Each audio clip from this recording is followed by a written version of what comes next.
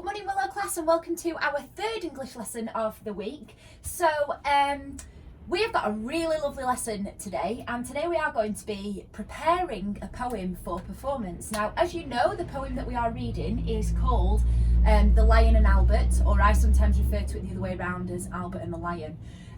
So what we're going to actually do today is we're going to text map the poem. Now, in English, we've done text mapping a lot, which basically is drawing symbols to help us recognise and remember the poem in our minds. If we can remember it, then we don't need to read it word for word in front of people when we're performing it.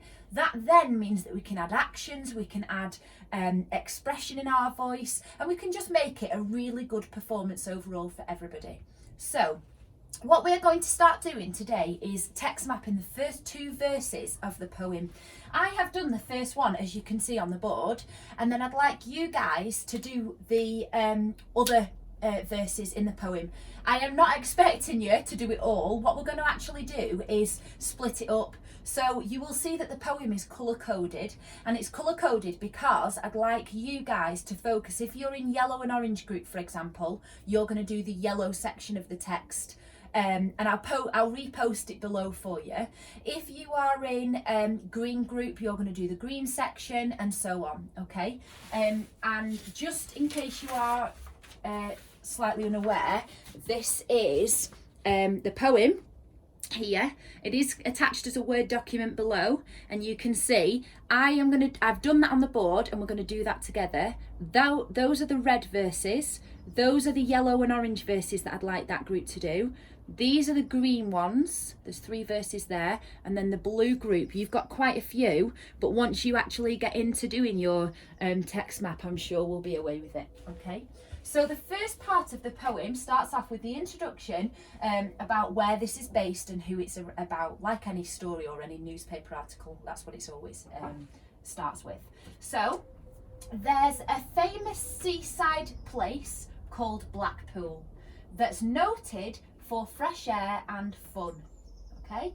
And Mr. and Mrs. Ramsbottom went there with young Albert, their son, okay? So you can see that from that first verse, there's lots of things that I've included.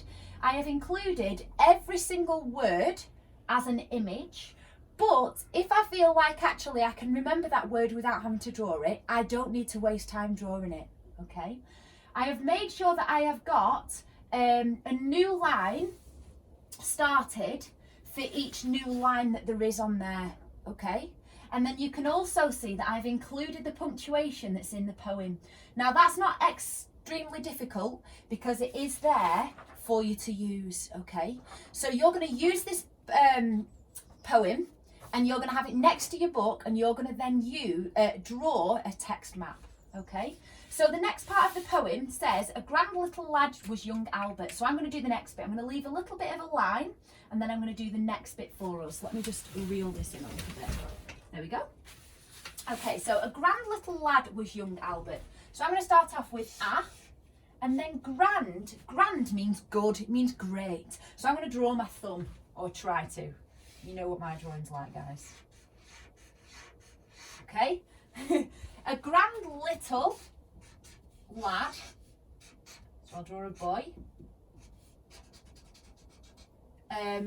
was, so I just do it, you can use letters, don't forget, and symbols like I have, and was young Albert.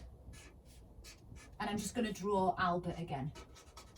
So that means lad, so I'll do a L, and that's was young Albert. Okay, if you can't remember the word young, you might want to put a Y in there, you might want to do a symbol for the word young. All right, and then all dressed in his best, quite as swell. So I've got my comma. All dressed, so I'm actually going to draw a dress, or try to. All dressed in, so that's in something, his best. So I'm going to draw a medal, because that shows that it's like the best that you can do. Then we need the semicolon, because it's got a semicolon in the poem. Quite a swell. So for quite, I'm just going to do a Q, And then for swell, I always think of like water, like a swell of water. Okay, so I'm going to do quite a swell. And there is no punctuation at the end of that one, so I don't need to include any. And then it says with a stick with an horse's head handle. So with a stick, so I'm just going to draw a stick, with an horse's, oh, I'm going to try and draw a horse now. Not very good at drawing, as you know. There we go. That's not bad, is it? With a horse's head, so I'm going to draw an arrow to his head, and then a handle.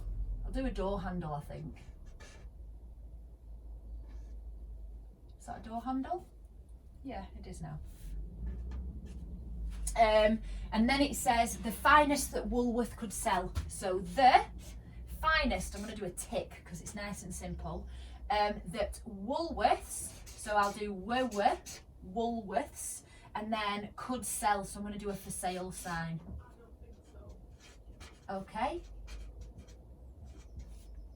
So that says, a grand little lad was young Albert, comma, all dressed in his best, and then you've got your semicolon, quite a swell, with a stick with an horse's head handle, what's this bit? The finest that Woolworths could sell. Okay, so I'd like you guys to have a go at doing this. What we're going to do is build it all together tomorrow, and then we're going to have a go at performing it. All right, so have fun doing this because this is a really nice lesson, and send me the photos of your English books once you've done it. All right.